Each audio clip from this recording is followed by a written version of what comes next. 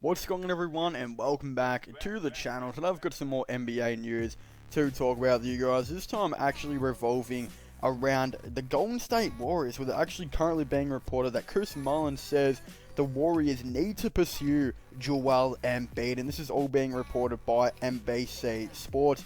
Now, I'm not exactly too sure how I really, think about this one.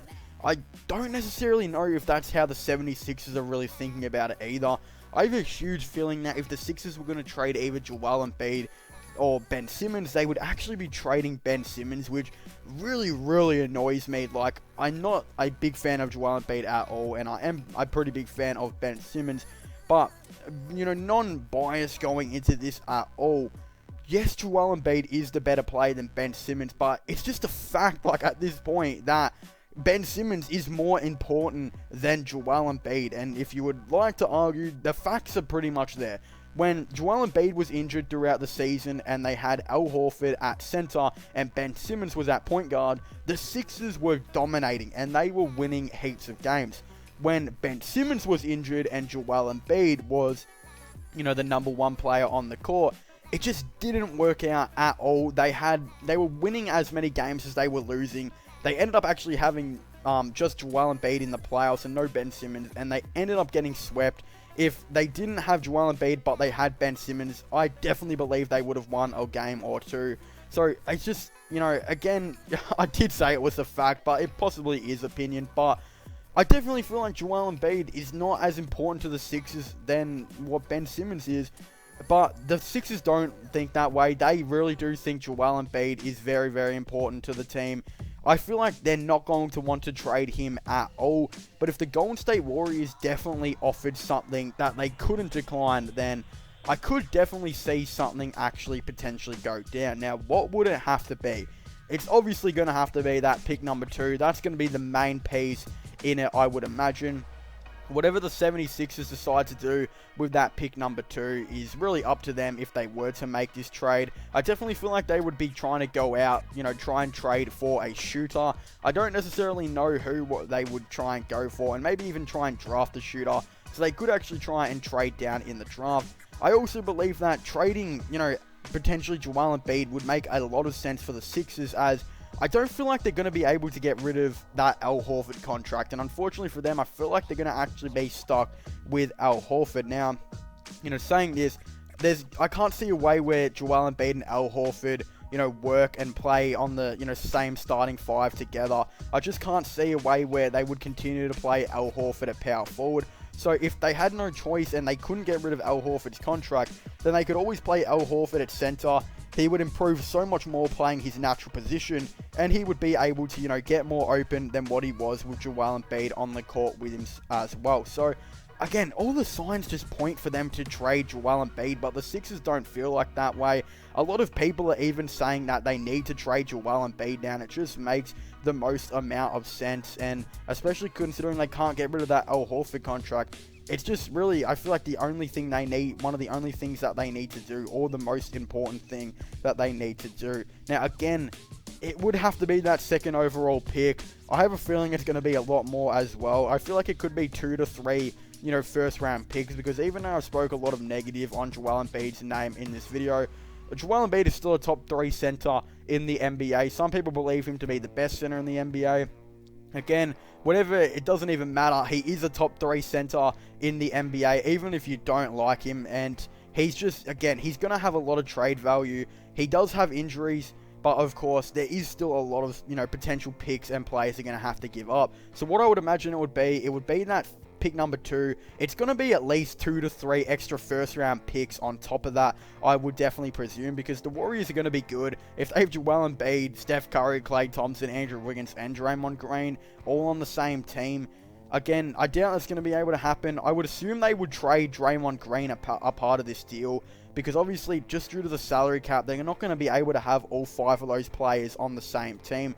So if this was to happen, it would be pick 2, I'd say 2 to 3 first round picks and Draymond Green, and maybe another young player here and there like Jordan Poole.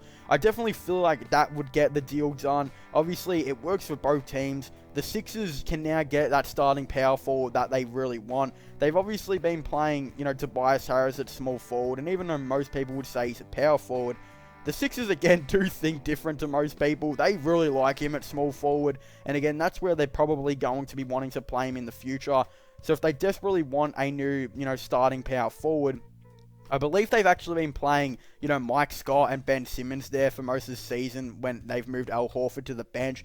So that would actually be really good and perfect for them for now Draymond Green to actually go and start at that power forward position. And it makes a lot of sense for them as well. Then they could also get that second pick and maybe trade down and bring in another shooter like Denny Avdija, or Denny Avdija, however you say it.